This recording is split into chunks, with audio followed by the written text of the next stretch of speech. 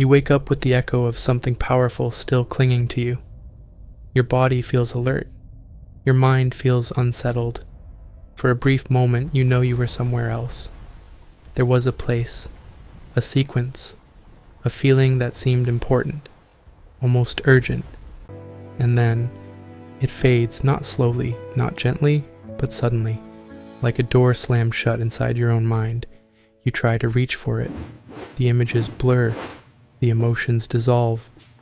All that remains is a strange absence, as if something was taken from you before you fully woke up. This experience is so common that we rarely question it. We simply accept it as normal. But what if it isn't? What if the reason you forget your dreams has nothing to do with weakness, distraction, or chance? What if forgetting is the point? Every night, without exception, your mind enters a state unlike anything you experience while awake. Your senses disconnect from the external world, but internally, something extraordinary begins. Stories form without effort. Emotions intensify without cause. Places appear that feel familiar despite never having existed. Your mind becomes both the observer and the creator. Science tells us this happens during specific phases of sleep, especially when the brain becomes highly active while the body remains still. But that explanation only answers how dreams happen. It doesn't explain why they disappear. Because here's the unsettling truth. Your brain is fully capable of remembering dreams. In fact, it remembers fragments, sensations, and emotional imprints far longer than you realize. What it often chooses not to preserve is the narrative. And choice is the key word. Human memory is not a neutral recorder. It is a filter. Every moment of your life, your mind is deciding what stays and what gets erased. Most experiences are discarded without you ever noticing, but dreams are different.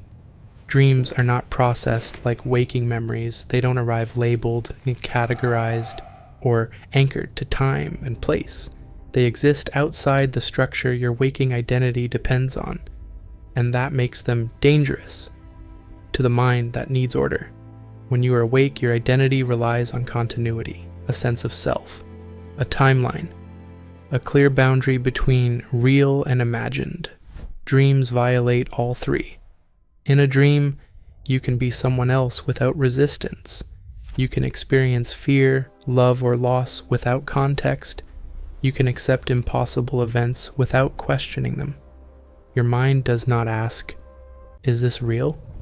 It asks only, "What am I feeling?" And that alone should make you pause, because feelings are not bound by logic. They bypass defense mechanisms. They bypass rationalization. They reach parts of you that waking thought cannot touch, which raises an uncomfortable question. If dreams access deeper layers of the mind, why would the brain allow you to remember them clearly? One explanation is protective. If every dream were remembered in full detail, the boundary between inner experience and outer reality could weaken. Your mind might struggle to maintain coherence, so the brain erases most of it. But here's where the story becomes more unsettling. Not all dreams are erased equally. You may forget dozens of dreams without consequence, but certain dreams leave behind a residue, a heaviness, a curiosity, a sense of loss. You wake up knowing something mattered, even if you can't explain what it was. That suggests selectivity, and selectivity implies judgment. Your mind is not just forgetting randomly, it is deciding what you are allowed to bring back. Some neuroscientists point to chemistry, changes in neurotransmitters that make memory storage unlikely during dreaming states. Others focus on brain regions that temporarily disconnect, preventing long-term consolidation. All of that may be true, but it still doesn't explain why emotionally intense dreams, ones that feel significant, are often the hardest to recall. Nor does it explain why certain people remember dreams vividly, while others almost never do, or why dream recall increases during moments of inner calm, self-reflection, or personal transformation. There's another possibility we rarely confront. Dreams may contain information that the waking mind isn't prepared to face, not predictions, not mystical prophecies, but truths, unfiltered emotional truths, symbolic reflections of fears you've buried, insights that bypass the stories you tell yourself about who you are. Your waking identity is built on stability, on repetition, on familiar narratives. Dreams disrupt that stability. They show you contradictions. They reveal suppressed desires. They expose anxieties you've learned to ignore, and the mind, seeking balance, may decide that remembering too much would destabilize you, so it closes the door, quietly, efficiently, without asking your permission. But here's the paradox: the very dreams you forget may be the ones that matter most, the ones that challenge the structure of your identity, the ones that hint at unresolved inner conflicts, the ones that carry emotional signals your conscious mind avoids during the day. Forgetting them keeps you functional, but it also keeps you contained within habits, contained within beliefs, contained within a version of yourself that feels safe, predictable, and incomplete. And so each night, something unfolds inside you. A hidden world opens. Messages are formed, not in words, but in images and feelings. And each morning, most of it disappears. Not because it was meaningless, but because it was too close, too revealing, too disruptive, too honest. This raises a final question, one we rarely dare to ask. If your mind is capable of creating entire worlds while you sleep, what else is it capable of hiding from you while you're awake? And what would happen if you stopped letting those inner doors close so easily? You don't just forget your dreams by accident. You're being trained to forget them. Not by a single force, not by a conspiracy you can point to, but by a way of living that slowly dulls your inner perception. Look closely at how modern life shapes your mind. From the moment you wake up, your attention is pulled outward. Screens, notifications, deadlines, noise, information floods in before your consciousness has fully arrived. There is no space to linger, no pause to reflect, no silence long enough for inner images to surface, and dreams require silence. Not the absence of sound, but the absence of urgency. Dreams live in a state where nothing must be done, fixed, or optimized. They emerge when the mind is not performing, but performance has become the default mode of modern consciousness. You are rewarded for speed, for productivity, for constant engagement, and punished, subtly, socially, for slowness, stillness, and introspection. So when you wake up, your mind snaps immediately into function. What time is it? What do I need to do? What did I miss? That snap is not neutral. It is a hard reset. The moment urgency enters, the dream world collapses. Not because it vanished, but because it was overwritten. Think of it like this. Your mind has limited bandwidth for awareness. Dreams speak in feelings, symbols, and intuition. Waking life demands logic, memory, and reaction. When one takes over, the other is pushed out. And modern life ensures that logic always wins.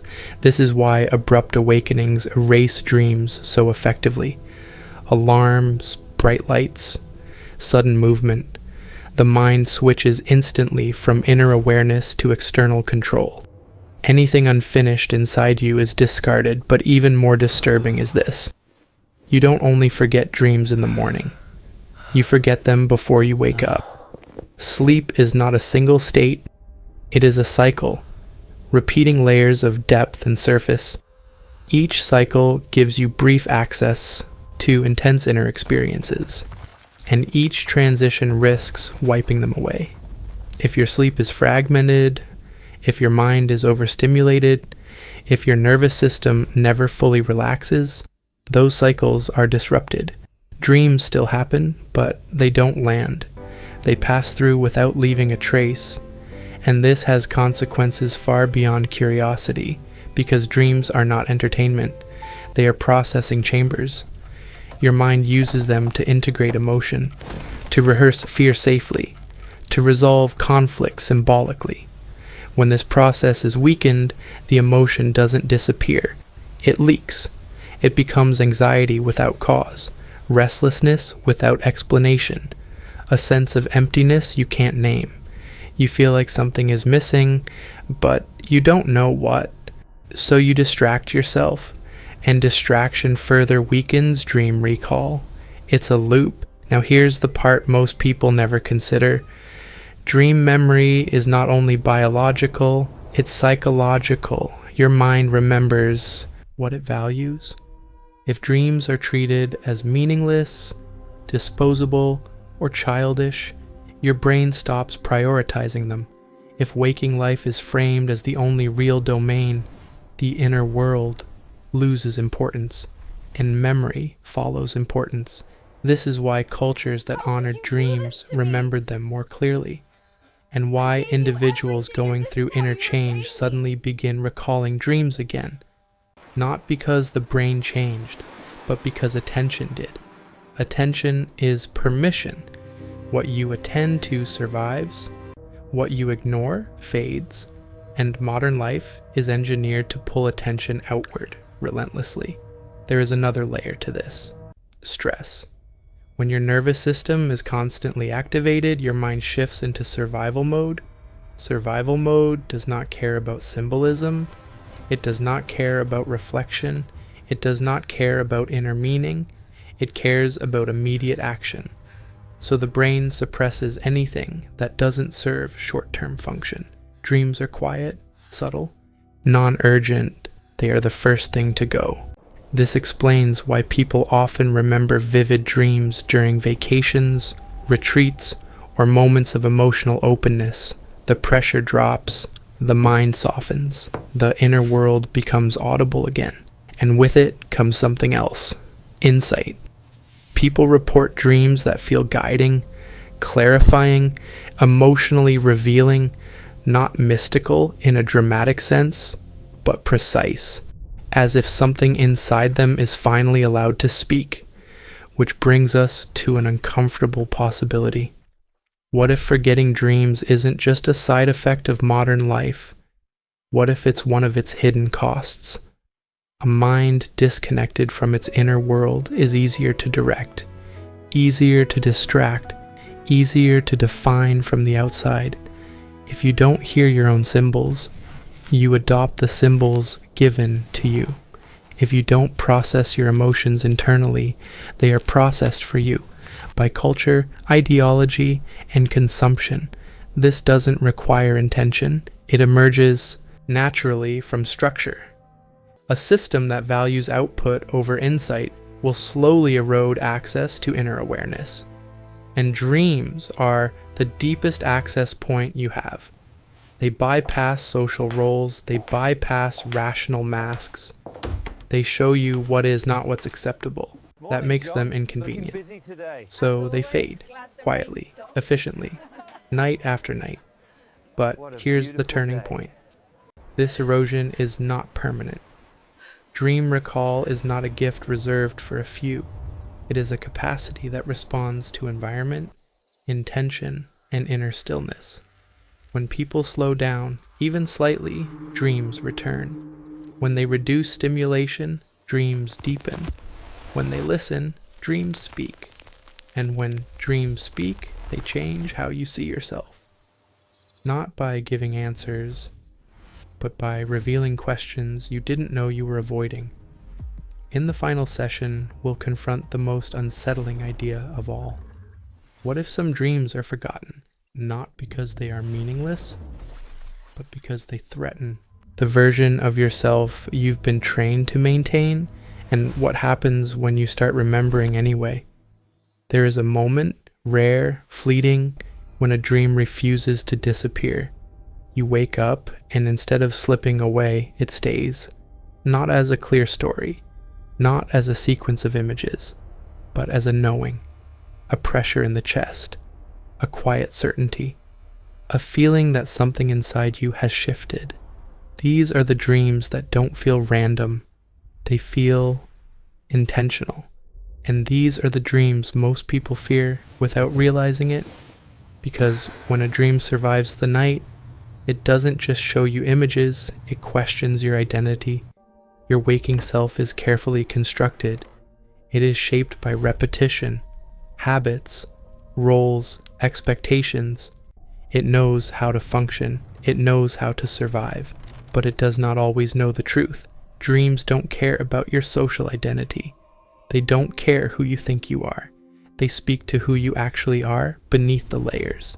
This is why the most powerful dreams often arrive symbolically. Your mind doesn't say, "Here is your fear." It shows you a locked door, a collapsing bridge, a faceless observer watching you. The conscious mind struggles with these images because it wants clarity. The unconscious doesn't operate that way. It communicates in emotional compression. A single symbol can contain years of suppressed feeling. And when that symbol gets too close to something unresolved, the mind intervenes.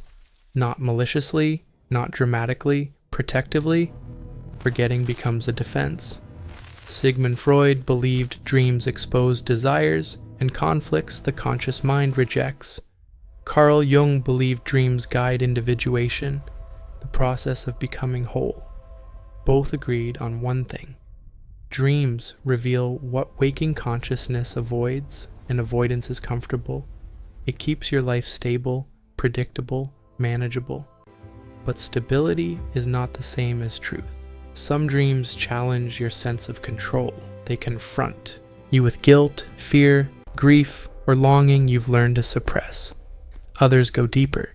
They suggest that the life you're living is misaligned, that something essential has been neglected, that you've adapted, but at a cost. These dreams don't come gently. They disturb you. They linger. They demand attention. And so the mind does what it has always done to survive. It erases them, because remembering them would require change, and change threatens the identity you've built to cope. But here's the paradox no one tells you. The dreams you forget don't disappear. They continue to influence you silently. Unprocessed emotion doesn't vanish, it manifests as patterns you repeat, as relationships that feel familiar but unfulfilling, as a vague sense that you're living slightly off-center. Dreams are not instructions, they are mirrors, and when the mirror is covered, you still exist. You just stop seeing yourself clearly.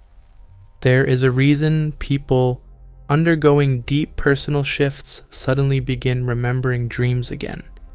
Not because their brain chemistry magically changed, but because resistance softened. When you allow uncertainty, when you stop clinging so tightly to who you think you must be, the mind no longer needs to censor itself. Dreams return, not louder, but clearer, and with them comes something unsettling: responsibility. Because once you remember, you can't claim ignorance. You can't say you didn't feel it.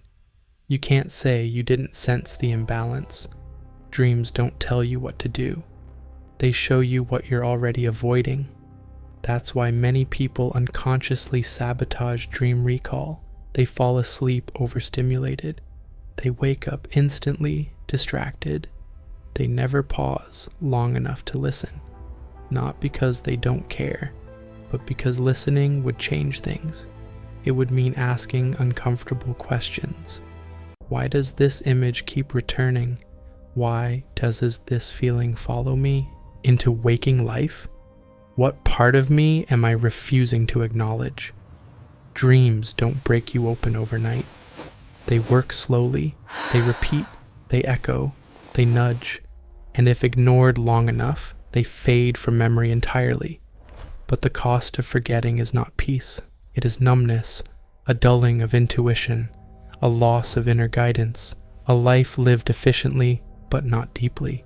Remembering dreams is not about control, it's about relationship, a relationship with your inner world.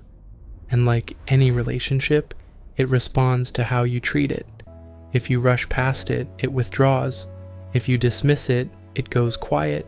If you listen, even imperfectly, it begins to speak again. You don't need to decode every symbol. You don't need to chase meaning obsessively. All that's required is presence, stillness upon waking, curiosity instead of dismissal, respect instead of urgency, because dreams don't ask to be analyzed, they ask to be felt. And when you allow that, when you stop immediately replacing inner awareness with external noise, something shifts, not dramatically, not instantly, but subtly. You begin to feel more aligned, more integrated, less divided.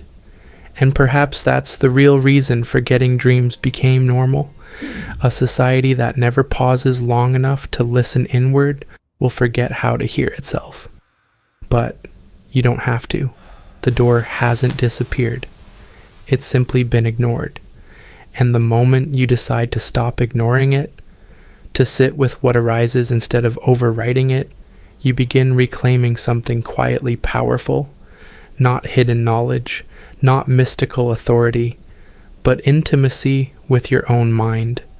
And that is something no external system can give you or take away.